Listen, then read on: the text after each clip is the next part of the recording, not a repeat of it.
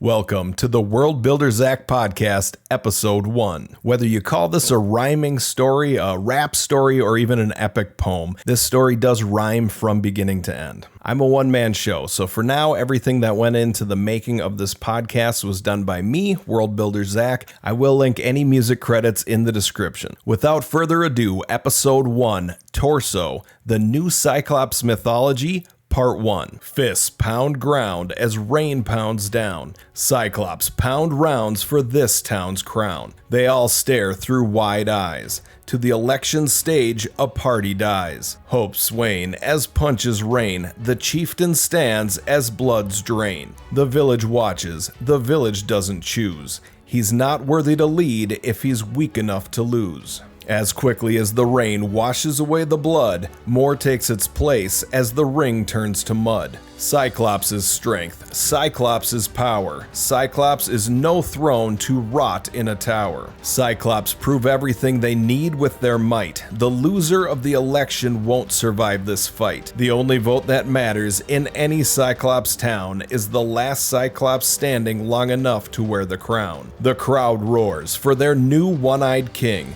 A mountain of Cyclops stands alone in the ring. Feast your eyes if you can see through the cheers. Raglan will be your chieftain for the next 5 years. A society that chooses their leaders through battle struggles to separate themselves from the cattle. Regimes change, often shifting the course. No leader would rather be the cart than the horse. The next election looming, 5 years to make their mark. New leaders chase glory, running eye first into the dark. I watch from a distance, hidden in a cloud. Raglan stumbles from the stage as rain floods the crowd. His one eye stained orange, its drips taste of rust. His joints grind together as if soon they'd be dust. He reveals nothing, no weakness to his people. Even one drop of frailty and the shame would surely ripple. Raglan stands at the door to his new home with a grin, lifts a fist to the crowd celebrating his win.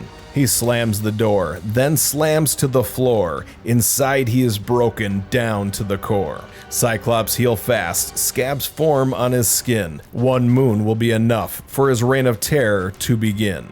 We, the Valeris, don't care who leads or who loses. Each planet can live how its populace chooses. So long as they respect us and the technology we supply, respect that we will remove it in the blink of their eye. They give what is required by the Advanced Planet Alliance and answer our calls without delay or defiance. I still can't fathom what the Alliance was thinking, what they were taking, smoking, dropping, or drinking. Why were the Cyclops allowed to join us just because they're one of the largest among us? Second only to those of Yeti Prime, so large that no, I'll go into them another time. Just size, no technology, no brains, only brawn. I'm stuck to choose an acolyte with nothing to go on. How do you grade a mind when all they do is fight? I might be right just to throw a rock into the night, then listen to see which child the pebble hit. Then that's it. That's the student I'd admit. How long now? Nearly 7 more years. My beady eyes will dry of tears if it takes me 7 more years. 12 is the youngest to support the mentality for any child to survive the Milky Way Academy. But how could I choose any Cyclops at all?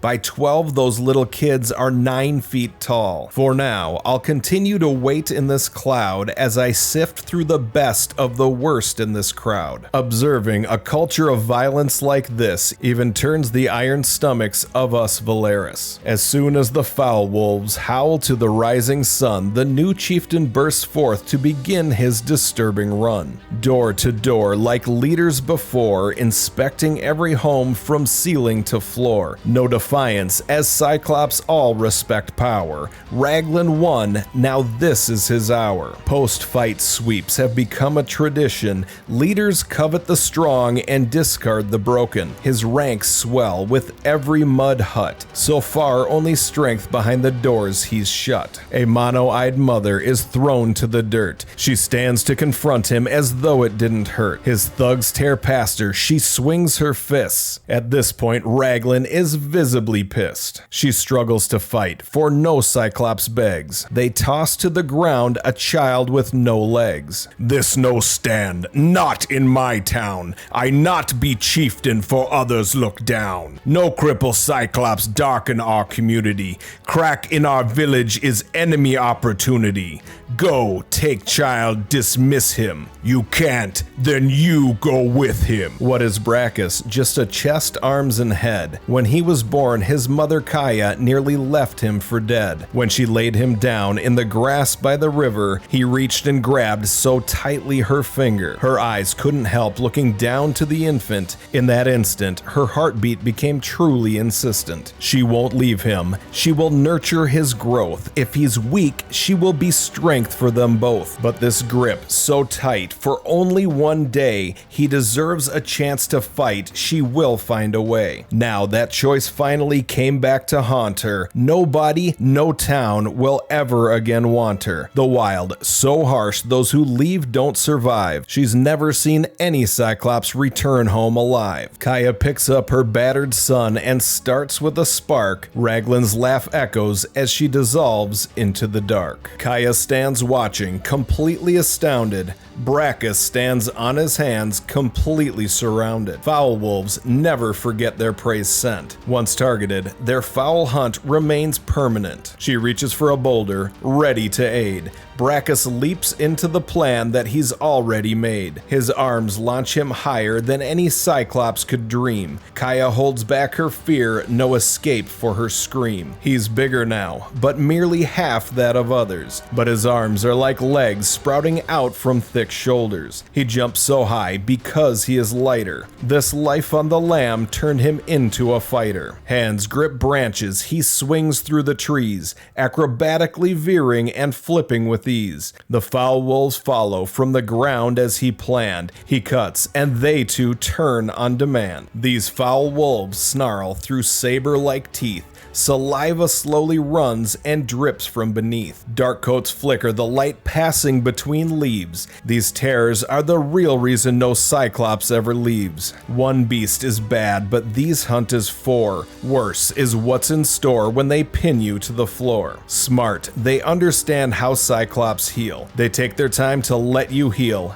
Every day's another meal. Weeks or even months of this flesh-ripping torture result in the Cyclops simply dying of hunger. Kaya stands helpless, watching her legless son. She finally notices what Brachus has done. She turns and springs to the bridge to the east. This plan better work or her child will be their feast. Brachus went west, but she knows where he's going. It must be that narrow gap in the canyon. She crosses the bridge, pivots west to meet him. She spots him launching himself from the last limb. Now is the point in his plan that she's fearing.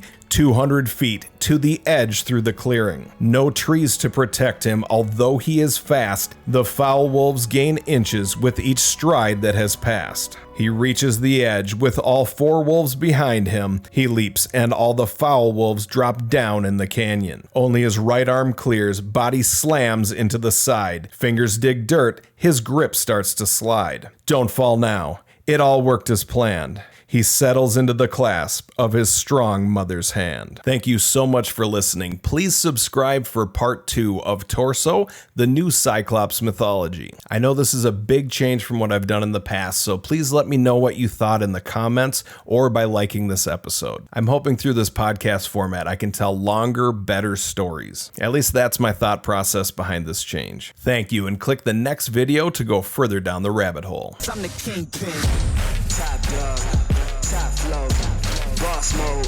I'm the KingPin, showstopper, top dog, God 5. I'm the KingPin.